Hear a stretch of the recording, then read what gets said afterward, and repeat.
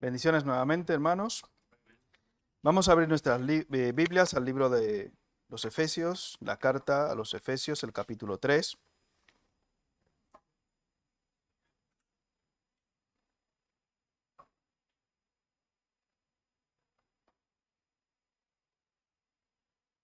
Efesios capítulo 3.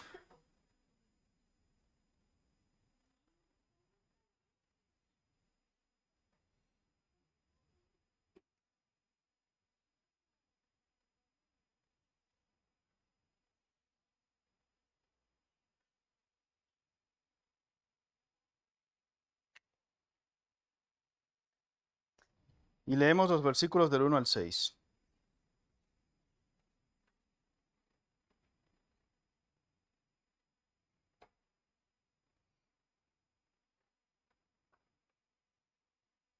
¿Lo tenemos?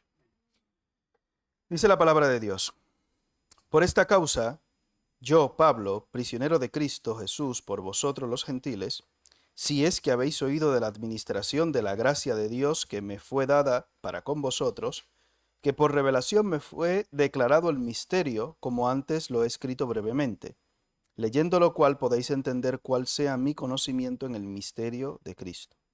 Misterio que en otras generaciones no se dio a conocer a los hijos de los hombres, como ahora es revelado a sus santos apóstoles y profetas por el Espíritu, que los gentiles son coherederos y miembros del mismo cuerpo y copartícipes de la promesa en Cristo Jesús por medio del Evangelio. Que el Señor nos bendiga con su palabra en esta tarde.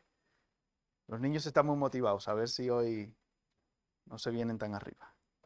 Bien, eso, los móviles en silencio, salvo que usted esté pendiente de urgencias médicas. Ya hemos visto el capítulo 1 y el capítulo 2 del libro de los Efesios con nuestros hermanos Julián, con el hermano Costel y conmigo, cada uno aportando un poquito del tema en cada aspecto y en cada semana en la cual nos tocaba compartir la palabra de Dios. Y ya pasamos al capítulo 3 y vemos aquí al apóstol Pablo en el capítulo 3 diciendo, por esta causa, yo Pablo. ¿Cuál causa? Recuerda en los capítulos, esencialmente en el capítulo 1, cuántas bendiciones espirituales el apóstol Pablo comunica a los efesios por si acaso tenían alguna duda o no tenían el conocimiento suficiente de las innumerables riquezas de abundancia o en la abundancia de la gracia de Dios para con ellos, que hemos de disfrutar no solamente ahora, sino perpetuamente en la eternidad.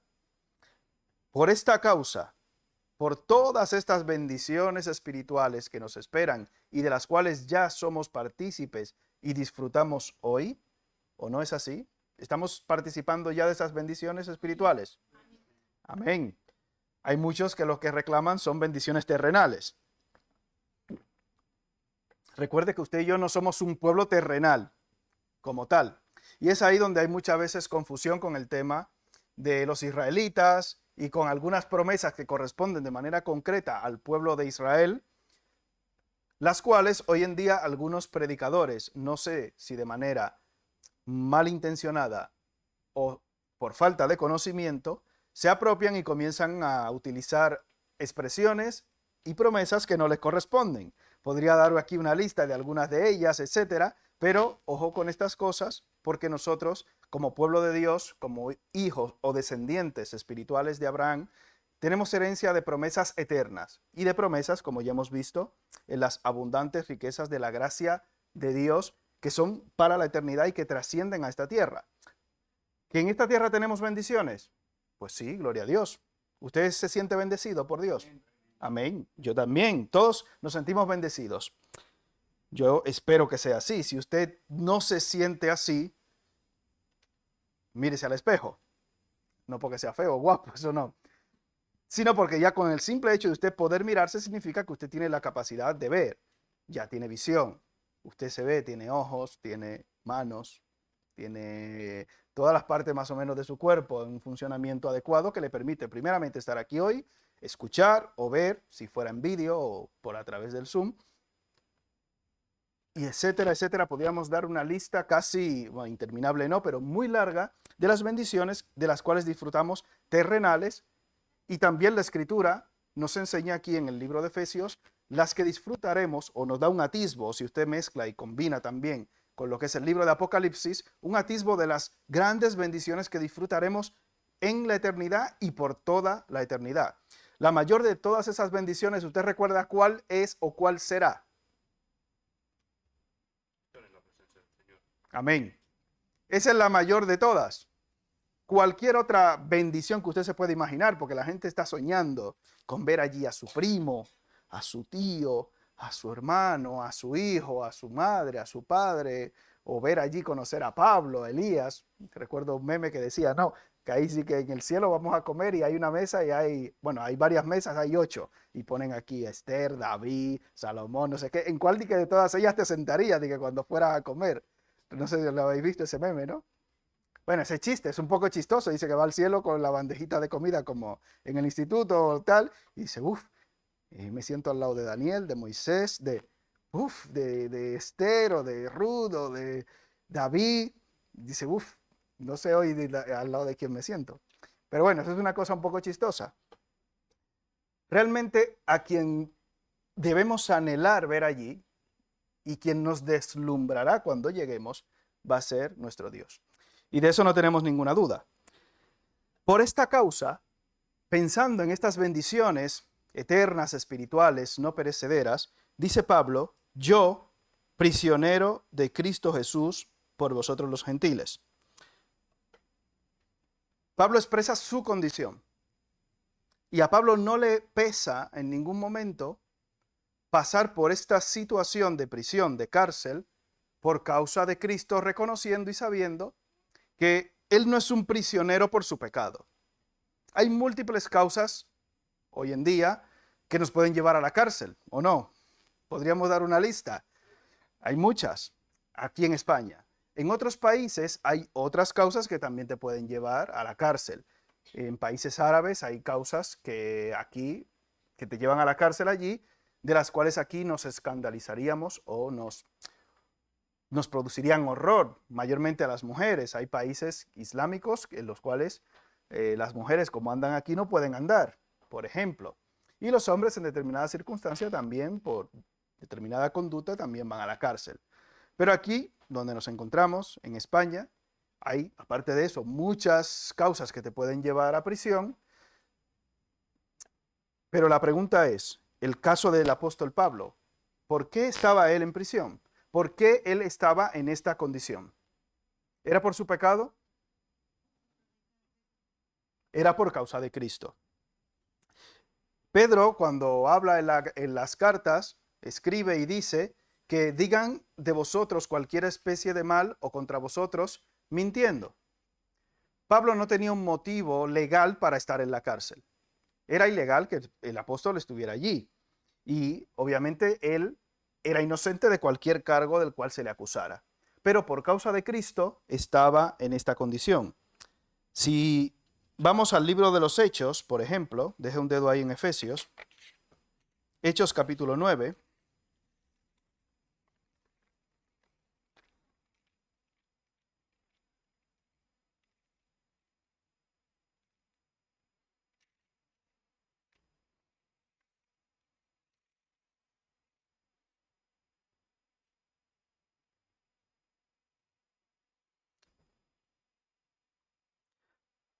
Este varón Ananías,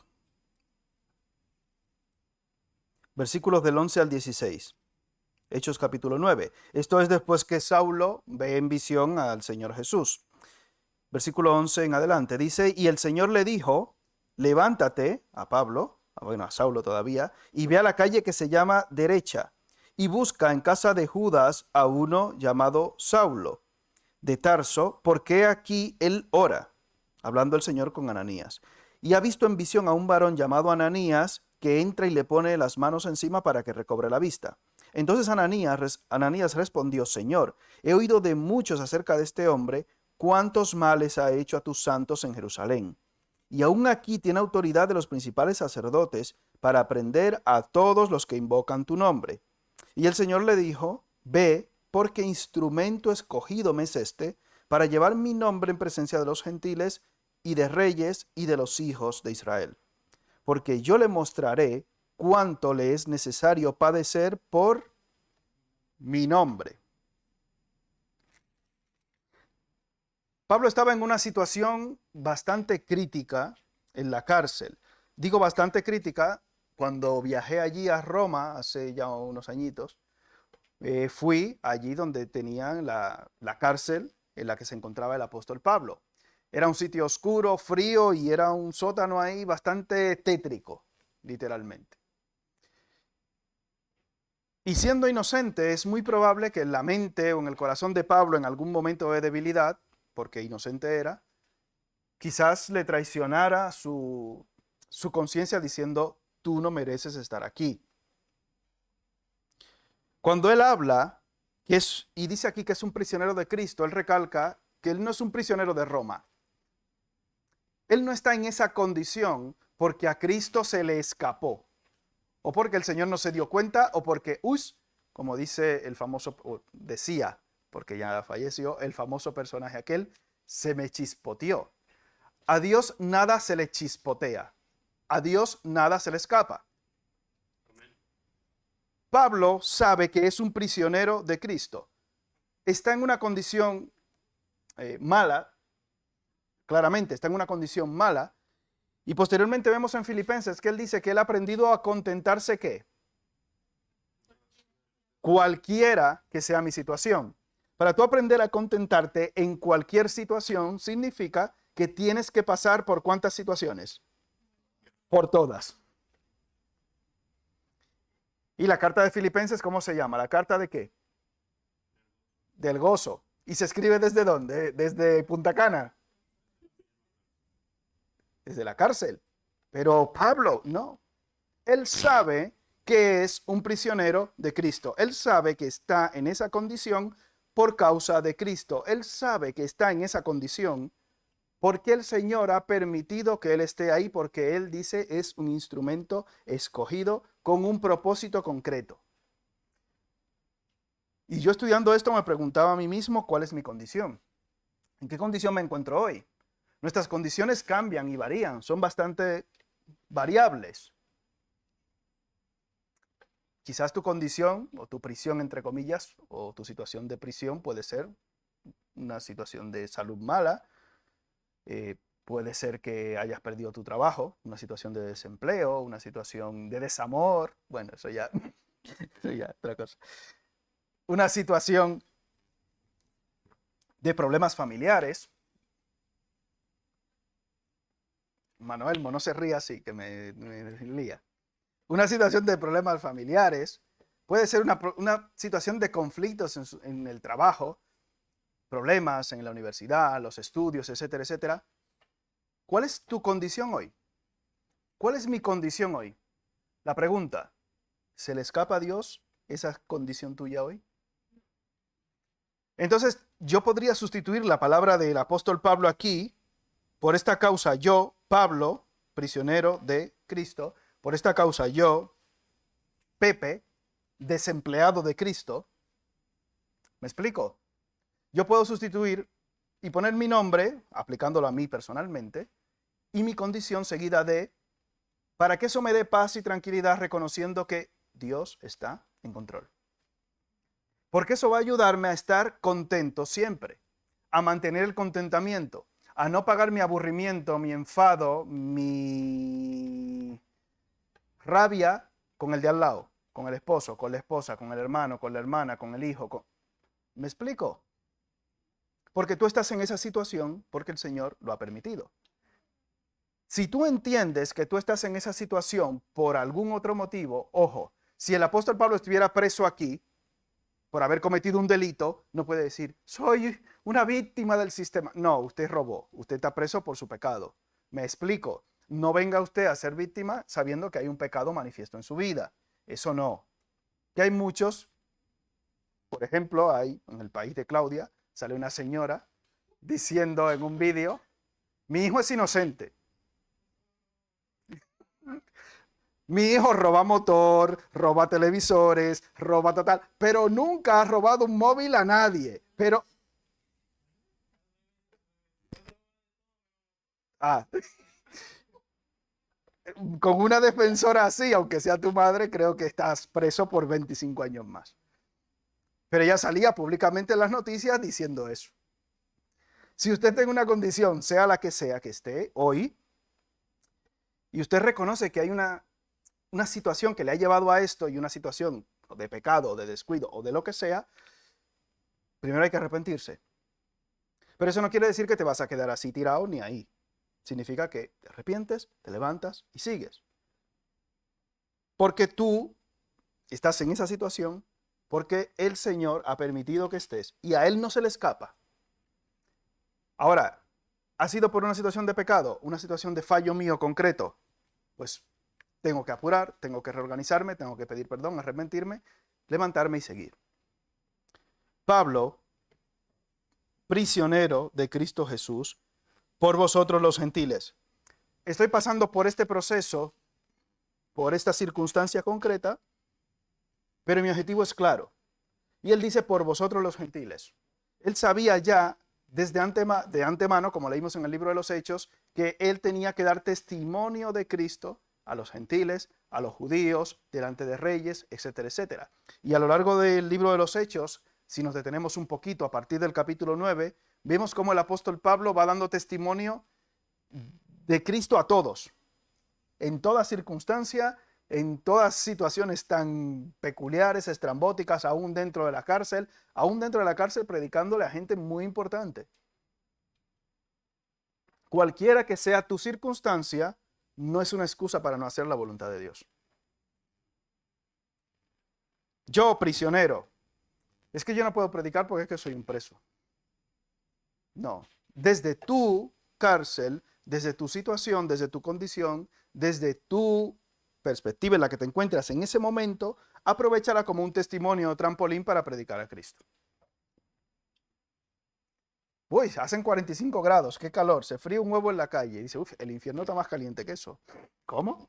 Pues ya ahí le predicas con el calor. Mira, por ejemplo, cualquier circunstancia de tu vida, cualquiera, a tu familiar con el cual tienes algún conflicto, aprovecha esa situación para predicarle. Al esposo o a la esposa, también predícale. Repréndelo si hace falta o repréndela. No pasa nada. Cualquier circunstancia, digo, en el buen sentido. A ver si lo va a sacar, hay que sacar los demonios con agua fría a las 4 de la mañana. Eso no, hay que echándole agua. No haga esas cosas. Conocí una esposa que tenía esa mala costumbre cuando se enfadaba con el marido. Eso no. Cuidado, pero usted tiene esa situación en su vida concreta, la que sea que hemos visto, aprovéchela, aproveche esa circunstancia para servir más activamente al Señor. Estoy en una situación de desempleo, pues aprovecho para estudiar más la palabra de Dios, para avanzar, para crecer espiritualmente. Gloria a Dios, etcétera, etcétera, sea cual sea la condición en la que usted se encuentre. Juan Bunyan, por ejemplo, hace poco estuvimos aquí viendo la película El progreso del peregrino, ¿se acuerdan, no? Pues se dice que él estuvo preso durante unos 12 años por predicar el evangelio, aclaramos. Y que en ese periodo de tiempo en el cual él pasó en la cárcel, entrando y saliendo, etcétera, fue que escribió este libro que después de la Biblia se dice que es el más leído por los cristianos, históricamente, El progreso del peregrino. Entonces, imagínese usted cómo esa situación, esa circunstancia de este hermano le permitió escribir un libro de tanta bendición y de edificación para muchos creyentes a lo largo de siglos, de muchísimos años. Al igual que el caso del apóstol Pablo, estando en la cárcel, a lo largo de todos los siglos que lleva la historia de la iglesia, ¿cuántos de nosotros hemos sido bendecidos por las cartas de Pablo? Y en el futuro, ¿cuántos más? En el momento, probablemente Pablo estaba en una situación crítica y se sentía mal. Sí, tenía momentos de bajón, sin ninguna duda. El colmo sería que tú estés en la cárcel y que esté todo fenómeno. Como le he dicho, eso allí está frío, húmedo, oscuro. Estuve allí un ratito, no sé si me llegué a hacer alguna foto tendré por ahí. Igual mismo Juan Bunyan, pues claro. Pero posteriormente, ¿qué vemos? Cómo el Señor utiliza esa dificultad, esa situación en concreto en la vida de sus siervos que se sujetan a Él para bendecir no solamente a Él de forma directa, sino también al resto. Porque Pablo luego dice y se regocija con sus prisiones y lo dice en el mismo libro de Filipenses. Es muy probable que el apóstol, bueno, cuando era Saulo, si se hubiera quedado en esa condición, si ustedes recuerdan en alguna ocasión en el libro de Corintios, cuando él, primera de Corintios, comienza a dar su currículum, ¿se acuerdan? Fariseo, hebreo de hebreos en cuanto a la ley, ¿qué? Fariseo de la tribu de ¿cuál?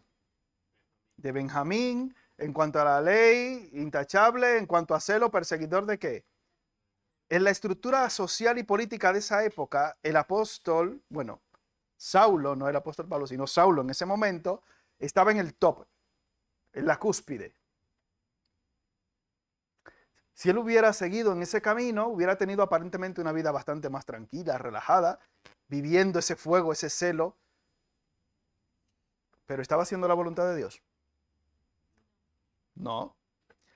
Cuando él reconoce su situación, en la cual él, bueno, estaba bien aparentemente, humanamente hablando, el Señor lo toca, transforma su vida, su mente, su corazón. Vemos que cuando está bien realmente delante de Dios, físicamente y en otros aspectos de su vida, ¿cómo estaba? ¿Bien o mal? Mal. Humanamente hablando. Digo humanamente hablando. La condición en la que te encuentres quizás es mala hoy, pero eso no quiere decir que delante de Dios estás derrotado. Cuando él estaba en su cúspide como Saulo, obviamente estaba totalmente contrario a Dios y a los preceptos y a la voluntad de Dios. Cuando está con enfermedad de los ojos, con muchísimas persecuciones, con azotes varias veces, apedreado, etcétera, etcétera, etcétera, ¿cómo estaba delante de Dios en ese momento? Estaba bien delante de Dios. Fíjate qué cosa, ¿no? Debemos ser cuidadosos también al respecto de esto en la vida de nuestros hermanos. Algo parecido al caso de Job. No tan parecido a los apóstoles modernos de hoy en día. No se sujetan a lo que es la voluntad de Dios cuando hay algo desagradable para sus vidas. Como dicen, yo no lo recibo, no, ¿cómo que dicen? Lo rechazo o algo así. Hay una palabra que utilizan para eso. Los rechazo, no los recibo. Bien, bueno, curioso. El apóstol Pablo, en esa condición en la que se encontraba en la cárcel, no tenía ningún reparo en recibir cualquier tipo de aflicción siempre y cuando sea por causa de Cristo y por el progreso del Evangelio. ¿Cuál es tu propósito de vida, hermano, hermana? Ser feliz. Yo lo veo complicado para algunos de nosotros ser feliz en la cárcel, en la prisión, en un sitio como ese. Pero el apóstol Pablo dice, mira, yo he aprendido a tener contentamiento. ¿Sí? Con Cristo hay contentamiento aún en la prisión, aún en la dificultad, aún en la enfermedad, aún en cualquier situación de dificultad en la que nos podamos encontrar de nuestras vidas. En Cristo y con Cristo hay contentamiento porque separados de mí, ¿qué? Nada podéis hacer. Vamos a Filipenses capítulo 1.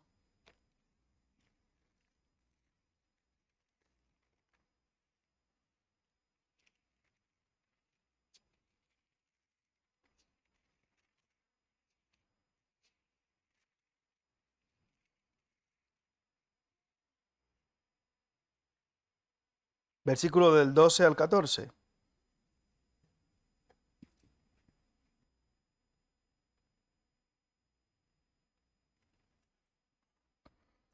Lo tenemos. Quiero que sepáis, hermanos, que las cosas que me han sucedido han redundado más bien para el progreso del Evangelio. Podríamos hacer mentalmente en nuestra cabeza una lista de las cosas que habían sucedido a Pablo. He mencionado yo algunas.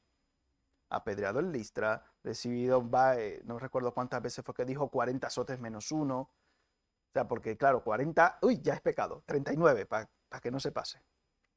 Para que no sea crueldad. Y muchísimas los bajaron por un canasto, naufragios, etcétera, etcétera, etcétera. quiero que sepáis, hermanos, que las cosas que me han sucedido han redundado más bien para el progreso de qué. Las cosas que te han sucedido a ti, ¿para qué han redundado? Para la autocompasión, para la autotortura, para flagelarte. ¿Para qué han redundado? Para vergüenza. ¿Cuál ha sido mi actitud? ¿Cuál ha sido mi conducta en el momento de dificultad, en el momento de prueba, en el momento de estrechez? Las cosas que me han sucedido han redundado más bien para el progreso del Evangelio. Cuando yo entiendo y reconozco que mi circunstancia no depende de ninguna persona en concreto, sino de Cristo, porque yo soy un prisionero de Cristo, un enfermo de Cristo, o un desempleado de Cristo, o un desenamorado de Cristo, o un divorciado de Cristo, o un peleado de Cristo, si ya se han peleado contigo sin razón propia. Si yo entiendo que esa es mi situación por Cristo, yo puedo decir y puedo tener la confianza de que cualquiera que sea esa situación va a redundar en el progreso del Evangelio. Y Dios lo va a usar como un testimonio para otros. Porque pasamos por dificultades para que podamos consolar, como dice la Escritura, a otros con la misma consolación con que nosotros somos. Parece un trabalengua, ¿no? Pero es un versículo bíblico. No me lo he inventado. Y las dificultades que tú atraviesas hoy, las situaciones que vienen a tu vida hoy, tienen como propósito que tú en el futuro las utilices para progreso del Evangelio y para edificación de otros. Y eso mismo tenía claro 100% el apóstol Pablo.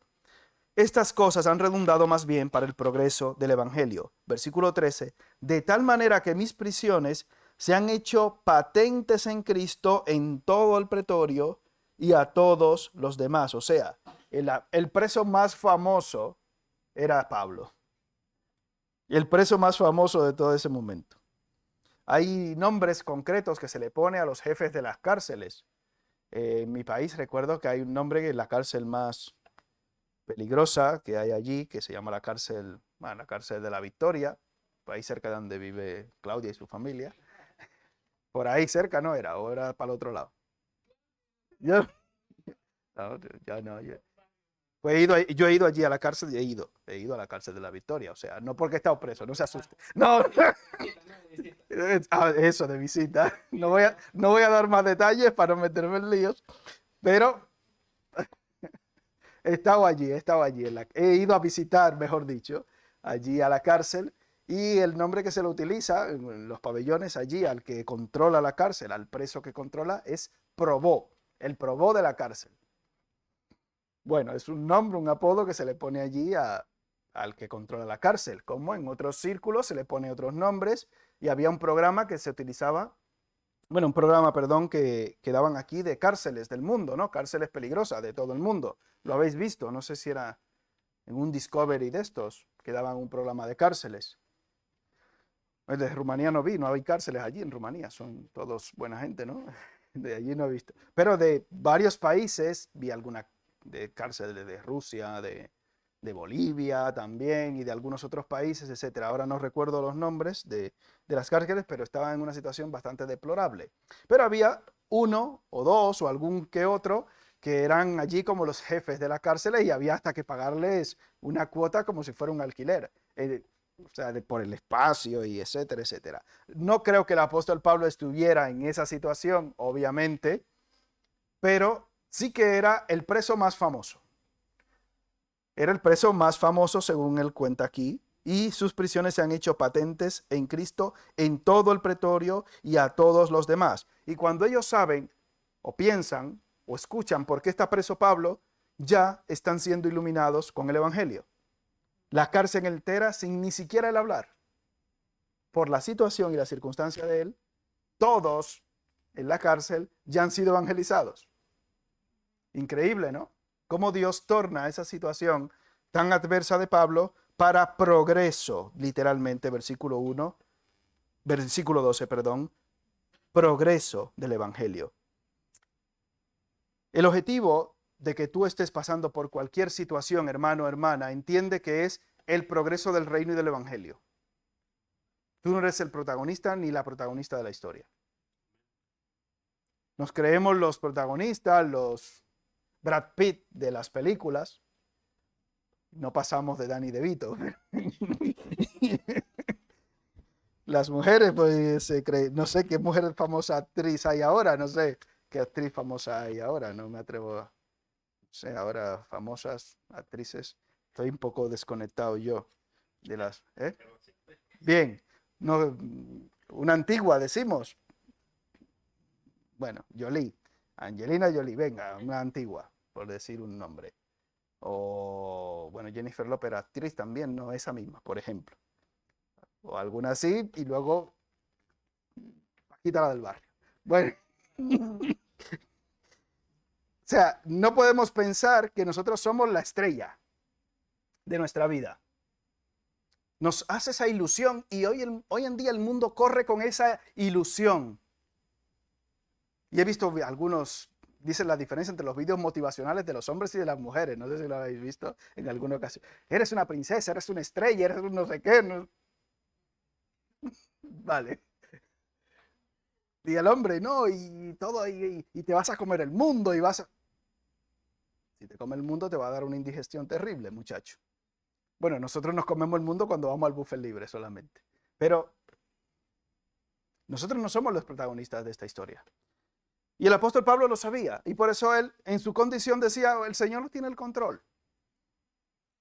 Mis prisiones se han hecho patentes en Cristo, no en mi historia, no en mi importancia. Se han hecho patentes en Cristo, ¿dónde?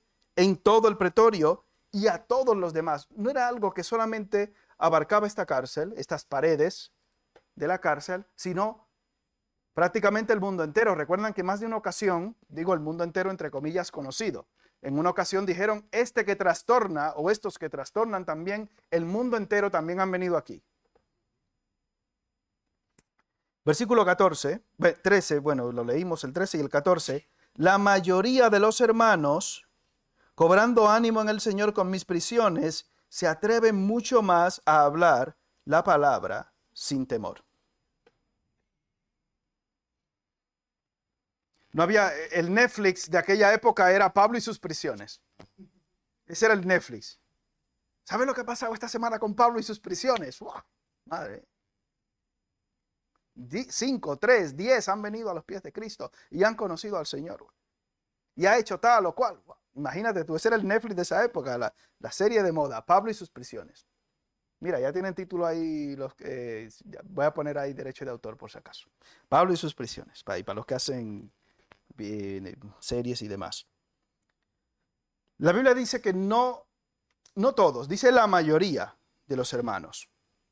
Cobrando ánimo en el Señor con mis prisiones, se atreven mucho más a hablar la palabra sin temor.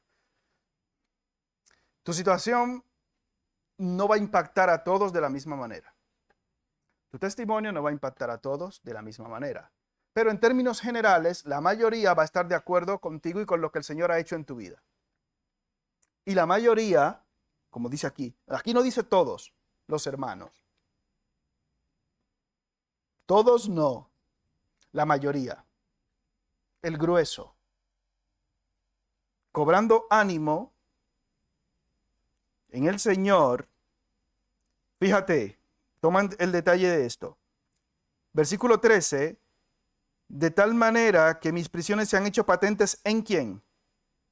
En Cristo. Versículo 14, y la mayoría de los hermanos cobrando ánimo en el Señor. Y lo mismo que decimos, separados de mí, nada podéis hacer. Pablo, aún en esa circunstancia, nunca renegó ni se separó de Cristo ni del camino de Dios. Es una señal positiva que durante ese tiempo en el cual el Señor permite que tú estés en una circunstancia adversa, nunca te apartes del camino de Cristo. Nunca se aparten de ti la misericordia y la verdad. Átalas a tu cuello, dice Proverbios, escríbelas donde, en la tabla, y hallarás gracia y buena opinión ante los ojos de Dios y de los... Y por eso la mayoría de los hermanos, cobrando ánimo en el Señor, con mis prisiones se atreven mucho más a hablar la palabra sin temor. Otros, ¿qué dirían de Pablo? O de Pablo, ya no Saulo. Muchísimas cosas a saber. Pero la mayoría, el grueso, lo que hace con esto es cobrar ánimo. Hermano, hermana, que tu circunstancia, sea la que sea una fuente de ánimo para la mayoría de los hermanos. Pero que tu situación sea así en Cristo.